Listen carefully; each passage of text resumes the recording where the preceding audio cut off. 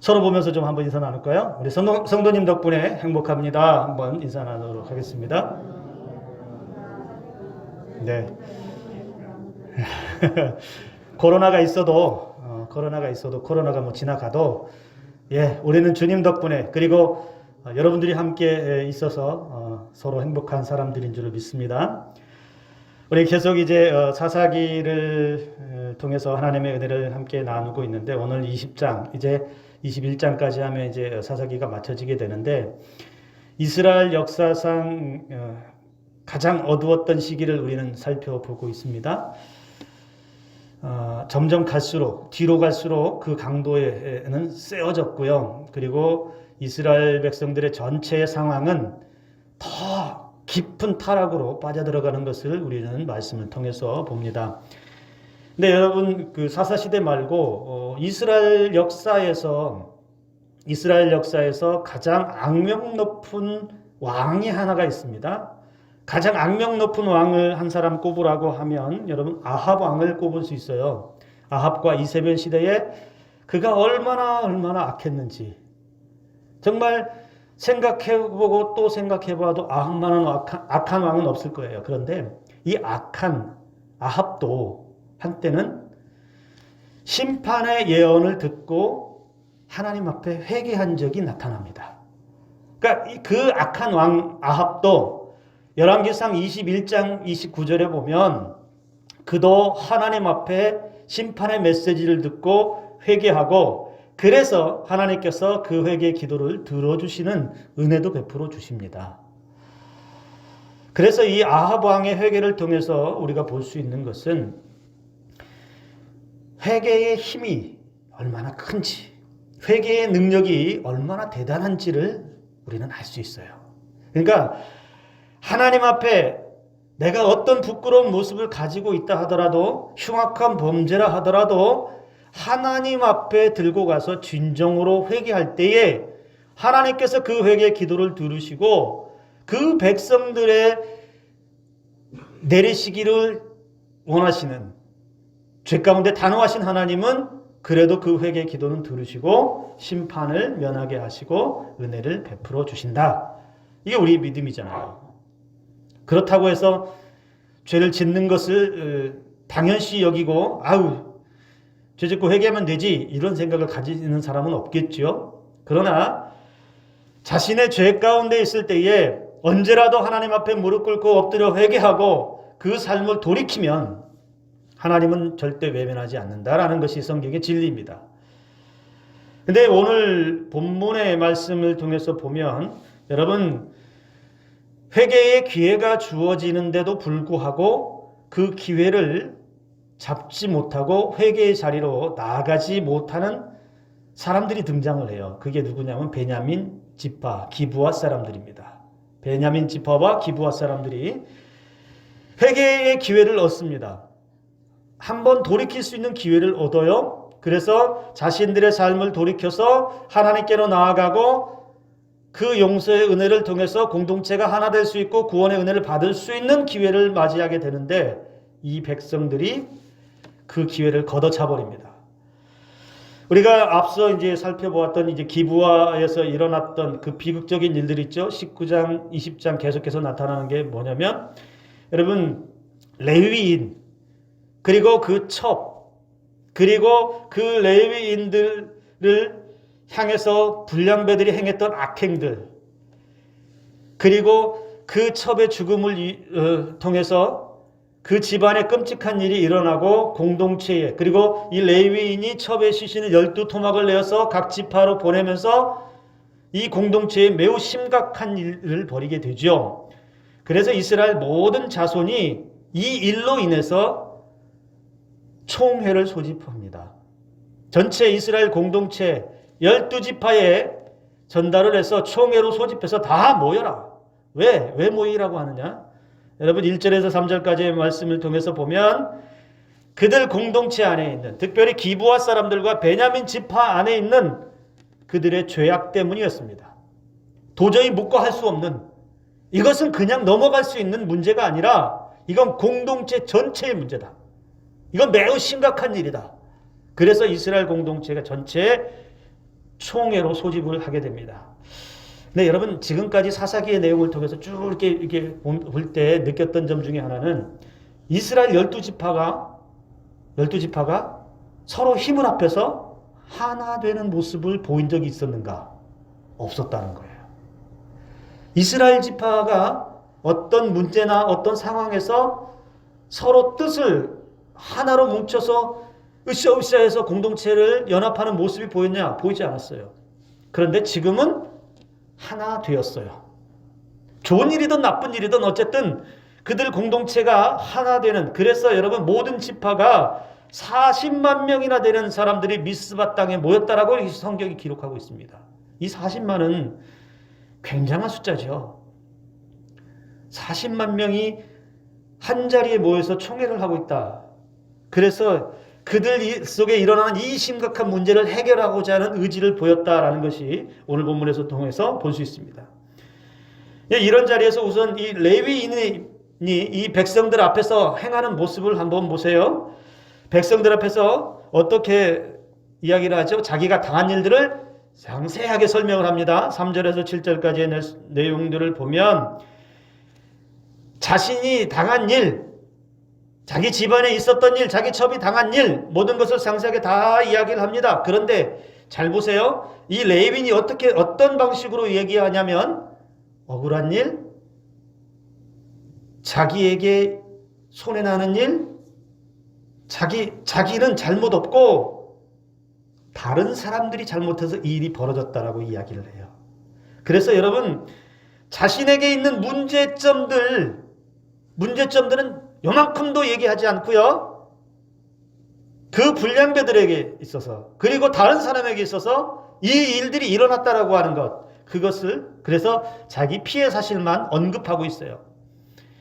여러분 가끔 어린 아이들이 밖에서 이렇게 싸우고 들어올 때 있잖아요. 우리 자녀들이 어렸을 때 그런 경험 해보신 적 있을 것 같아요. 싸우고 들어오면 아이들은 뭐라고 이야기하냐면, 상당수의 많은 아이들이 다 그런 건 아니겠지만 내가 잘못해서 싸움이 일어났고 내가 잘못해서 친구를 때렸다든지 그랬을 때에도 집에 와서 엄마 아빠에게 뭐라고 얘기할까요?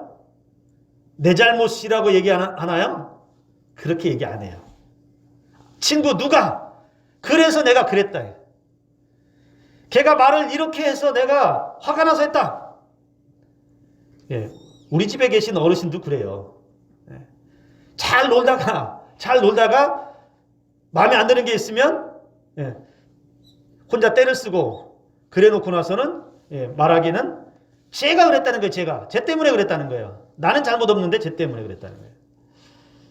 이 레위인이 그런 습성을 가지고 있어요. 그래서 이스라엘 공동체의 사람들이 다 모여있는 자리에서 자신이 레위인으로서 정결하지 못한 것, 경건하지 못한 것, 온전하게 살지 못한 것, 그래서 원인이 이런 일들이 일어난 것, 이 사건의 중심에 자기의 잘못이 있다는 것, 이것은 조금도 언급하지 않고 다른 사람 핑계만 되었다는 겁니다.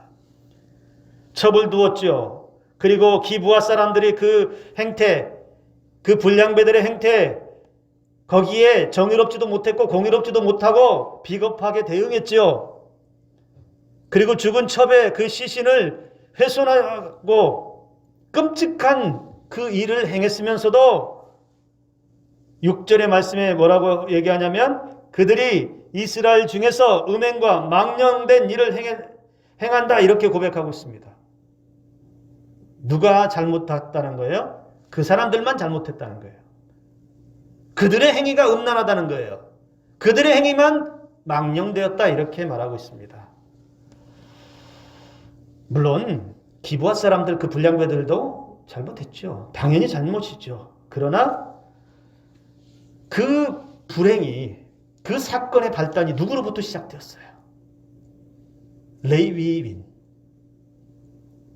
레위인의 경건하지 못한, 레위인답지 못한, 신앙인답지 못한, 정제되지 못한 삶, 첩을 두고도 아무런 양심의 가책도 느끼지 못하고 신앙적 양심도 발동되지 못하는 그 레위인의 레위인의 삶에서 이 비극이 시작되었다는 것, 그걸 놓치고 있다는 거죠. 기브아 사람들의 악행을 이제 들었습니다. 그리고 레위 사람의 그 이야기를 들었습니다. 그런데 이 베냐민 지파에 이 기브아 사람들이 속해 있잖아요. 그래서 이스라엘 총회는 먼저 베냐민 지파에게 이 사실을 알렸습니다. 그리고 그 행악자들, 그 불량배들을 어떻게 해요? 내어줄 것을 요구를 합니다.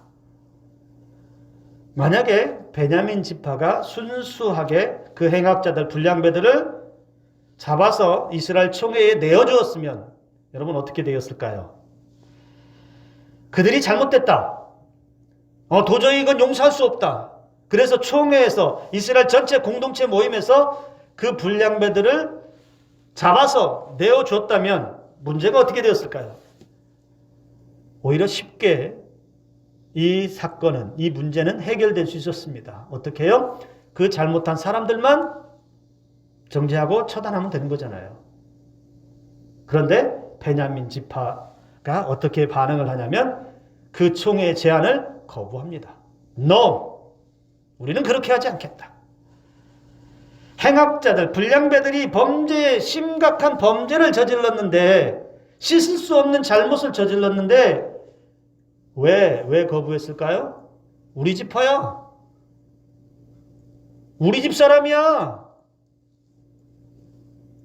아무리 잘못해도 우리 지파야, 한 지파야, 같은 지파야. 그들이 거부한, 베냐민 지파가 거부한 것은 자기 지파 사람들이라는 거거든요.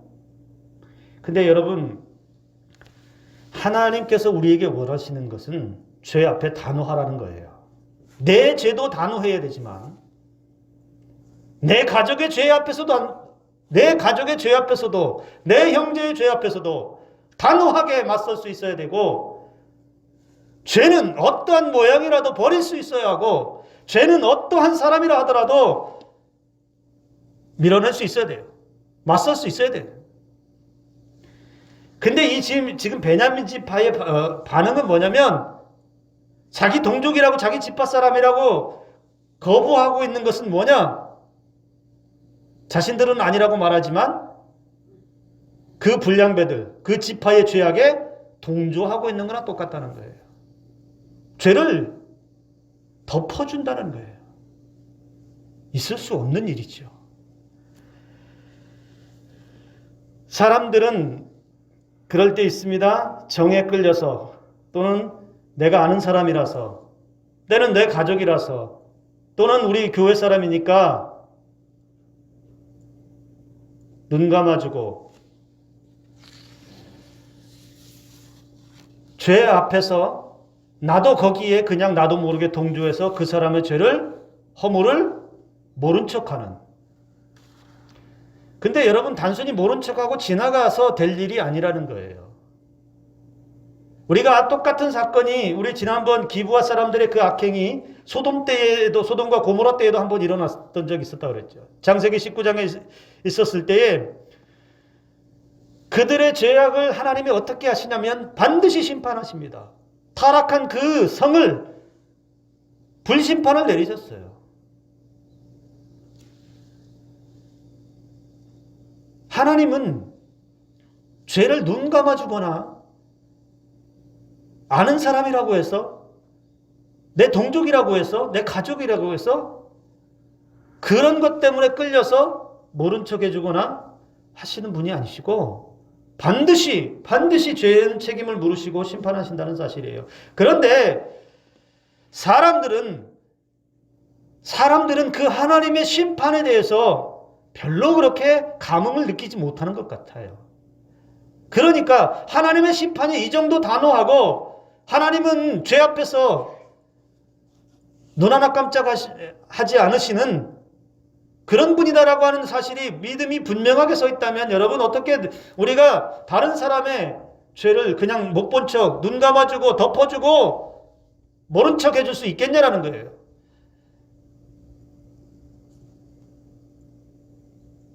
베냐민 지파의 그 거부는 그 기브아 사람들의 죄에 대한 동조나 같았다라는 것을 여러분 기억하시기 바랍니다. 미스바에 모인 사람들은 흩어지지 않았고요. 그래서 전체 백성의 10%를 군대로 차출합니다. 왜요? 왜 군대를 소집을 하죠? 기브아 사람들 치겠다는 거죠.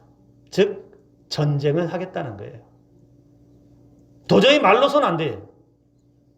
야, 이게 말로서 될 일이 아니구나. 그런데 이 죄악을, 이 끔찍한 일을 그냥 넘어갈 수는 없겠고, 그러면 어떻게 하게 됐냐? 싸워서라도, 피를 흘려서라도 이 문제를 해결하겠다라고 하는 일이 여기 벌어집니다. 그래서 여러분, 그 결의대로 모든 사람이 합심하여 기브아로 진격했다라고 11절의 말씀에 나타나고 있어요. 해결하자는 거예요. 이렇게는 못 넘어간다는 거죠. 원래 여러분 이스라엘 백성들, 이스라엘 사람들은 왕이나 정규군, 정식으로 임명하고 세워둔 군인은 없었지만, 그러나 그 공동체는요, 이스라엘 공동체는 그래도 상당히 체계적으로 의사를 결정할 수 있고 군대를 조직해서 싸울 능력을 갖추고 있었어요. 인구 계수할 때도 여러분 어떤 기준으로 계수했냐면 20세 이상은 싸움에 나갈 만한 자들을 기준으로 인구 조사를 했거든요. 그러니까 이들이 뭐 군대를 만들자, 그래서 군대를 세워서 막 훈련시키고 막 이렇게까지는 하지 않았어도 충분히 싸울 만한 사람들도 준비되어져 있었다는 걸 알 수 있어요. 그런데 지난 본문들까지 계속해서 찾아보면 이방 민족들이 쳐들어올 때 이스라엘 백성들은 어땠을까요? 그 대적들 앞에 무기력했어요. 전혀 대처를 못했어요. 그러니까 계속 끊임없이 고통을 당하고 압제를 당하고 빼앗기고 쉼 없이 그냥 고통이 이방 민족들에게서 찾아왔다는 것이죠. 이게 말해주고 있는 것은 여러분, 그 백성들이 아무리 자신들에게 주어진 환경이 있다 하더라도 깨어있지 못했을 때에, 영적으로 깨어있고 준비되어지 못했을 때에 자신들에게 가지고 있는 것은 무용지물이에요. 좋은 무기를 가지고 있고 좋은 환경을 가지고 있고 많은 사람들을 가지고 있다 하더라도 하나님의 백성들은 하나님의 능력을 힘입어서 하나님의 도우심에 따라서 승리하게 되는 것이고, 하나님께서 이끌어 주실 때에만 그들에게 승리가 오는데, 영적으로 준비되어 있지 않을 때에는, 싸울 만한 영적인 능력이 없을 때에는 그들은 그냥 무기력한, 그냥 육신 덩어리 이 정도밖에 되지 않는다는 거예요. 결국 여러분, 이제 이 사사기 이후에 이제 사무엘상에 가면 어떤 일이 벌어지냐면, 그들이 딱 보니까 이방에는 왕들도 있고 조직된 군대도 있고 뭔가 이렇게 잘 정비되어 있는 것 같아요. 그러니까 결국 그들이 요구하는 건 뭐예요? 우리도 왕이 있어야 되겠다. 우리도 왕이 있어서 우리를 좀 통치해주는, 다스려주는, 힘이 돼주는 그런 왕이 좀 있어야 되겠다. 그래서 결국은 왕을 요구하게 되죠. 이들에게 필요한 것은 어떠한 왕이 세워지는 것이 아니고요, 어떤 절대 권력자, 힘 있는 능력자가 하나 세워지는 것이 아니라 이들에게 필요한 것은 하나님의 도우심을 받을 수 있는 영적 상태, 하나님으로부터 공급받는 그 힘의 능력에 힘입어서 싸울 수 있을 만한 능력이 준비되어지는 것, 바로 그것이 필요하다는 거예요. 언제든지 준비되어서 하나님께서 주시면 그 능력을 발휘해서 하나님의 역사를 이루어내는 것이 필요하다는 것을 여러분 기억해야 합니다. 오늘 우리에게도 마찬가지라는 거예요. 내게 좋은 조건들이나 좋은 환경들이 있다 하더라도 그것으로 여러분 하나님의 역사를 이루는 것이 아니고 영적 전쟁에서 승리하는 게 아니라는 거예요. 내게 아무것도 없다 할지라도 하나님의 성령이 내게 임하시고 내게 성결한 은혜의 삶이 준비되어져 있고 언제라도 하나님이 내게 은혜 베풀어 주실 그 마음, 그 영적인 상태만 준비되어져 있다면 하나님은 무기력한 자와 같은 사람들을 통해서도 위대한 역사를 이루신다는 사실을 기억하시기 바랍니다. 자, 어쨌든 여기 이제 베냐민 사람들의 모습을 보면 어떤 모습이 등장을 하냐면 이스라엘 그 총회의 제안도 듣지 않는다라고 하는 것은 무슨 의미를 가지고 있냐면 하나님의 말씀을 듣지 않고 있다라는 것과도 통하고 있습니다. 하나님의 말씀을 듣지 않고 순종하지 않고 하나님의 말씀에 따라 살지 못하는 이스라엘 전체 백성들의 모습을 이 베냐민 지파가 제대로 보여주고 있다는 거예요. 베냐민 지파만 그런 것이 아니고 나머지 이스라엘 사람들, 여러분, 기부와 불량배들을 이스라엘에게 넘겨서 악을 제거하려고 이 문제를 해결하라고 말하는데 사실은 그들 공동체라고 해서 다를 것이 있었겠느냐? 전혀 그렇지 않다는 거예요. 그 시대에, 바로 이 시대에 모든 이스라엘 백성들 속에는 하나님을 잊어버렸고 하나님의 말씀을 마음에 두지 못했고 그들의 영적 타락함 가운데서도 조금도 반응하지 못하는 그런 시대를 살았다는 것을 이 베냐민 지파가 보여주고 있다는 겁니다. 어떤 시대였어요? 자기 힘 믿고 사는 시대. 매우 오만한 거죠. 여러분, 자기 힘 믿고 자기의 것을 가지고 의지하며 살아가는 사람들, 그게 지혜가 아니고요. 하나님 앞에는 오만한 거라는 거예요. 잘 보세요. 베냐민 지파 사람들이 이스라엘 그 총회에 이스라엘 다른 지파들의 그 제안을 거절했죠.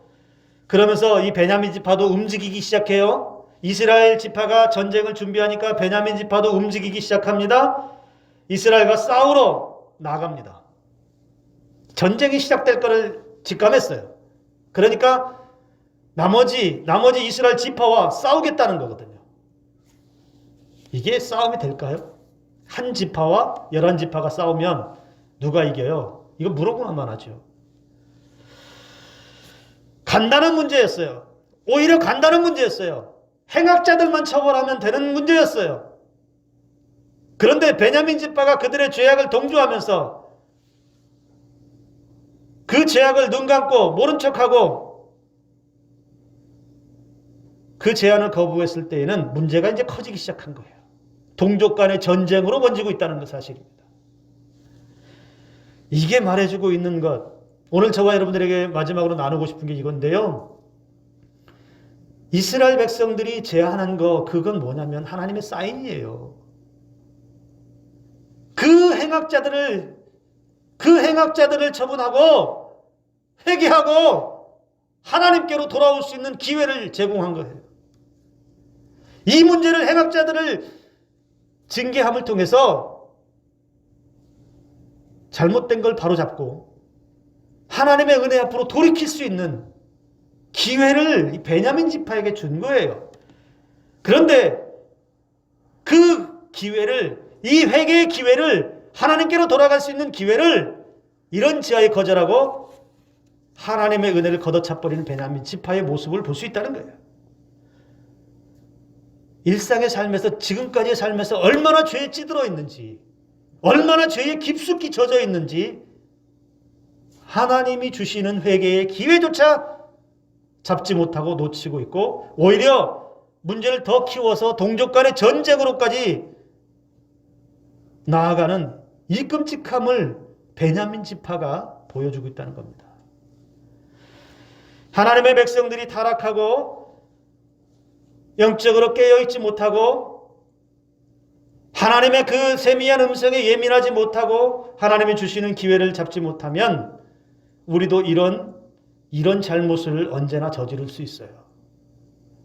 내가 죄 가운데 있거나 내가 실수했거나 잘못했거나 넘어졌을 때에 돌아갈 수 있는 기회가 주어지는데 그 기회를 그때 못 잡고 내 방법, 내 계획, 내 뜻대로 고집 피우다가 문제를 더 키워서 하나님 앞에 나아갈 기회를 내 스스로 걷어찰 때가 있다는 거예요.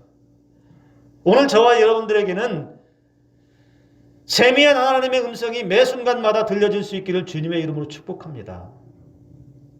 하나님께서 내 삶에서 그리고 내 귓가에 내 마음속에 늘 끊임없이 말씀으로 음성을 들려주시고 기회를 제공해 주시고 은혜의 길을 열어주실 때에 그때 그 순간에 제대로 붙잡고 하나님 편에 서서 깨어있는 그래서 언제라도 하나님께서 은혜 베푸실 그 믿음의 사람들로 나아갈 수 있기를 주님의 이름으로 축복합니다.